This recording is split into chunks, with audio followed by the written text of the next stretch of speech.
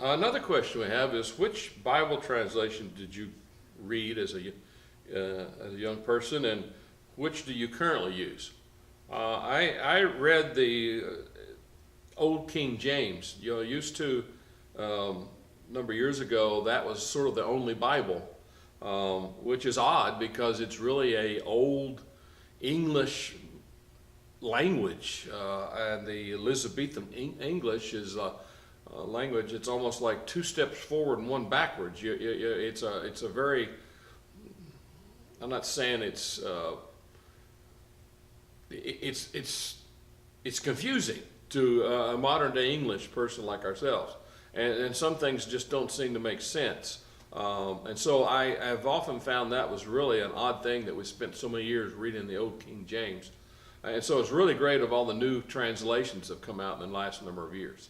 The one I use the most is the New King James. It's the most accurate for the Bible from the Greek and the Hebrew in modern English. That was the one I use mostly in church because it's most accurate, it's most simple to understand. There are many others that are good translations though. Some are like the J.B. Phillips for the New Testament are tremendous commentary type instructional Bibles. My favorite Bible myself is the Amplified because it brings out so much of a scripture because it adds different things to it as you read it. But there's others that I find are just as interesting. The Living Bible, the Message Bible. You have to remember this, the Bible was not written in chapter and verse in the beginning. It was written as a letter. And you read the whole letter, and that's why you see a lot of therefores. I mean, if you're reading a letter, how would you understand what are certain points of the letter?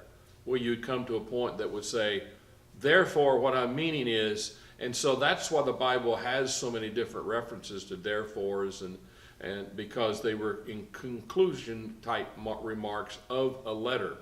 And we've now added the chapters and verses, which really does help on study. But in the beginning, it was as a letter. So sometimes it's good to read some of the translations that are solid letter form, and then you get even more of a clear understanding of the depth of what's being said because you read the whole thing through without chapter and verse. So there's many different ways to read the scriptures, but for myself, I like the New King James for study and for teaching, and then I do my own personal study a lot with the Amplified. So I hope that helps.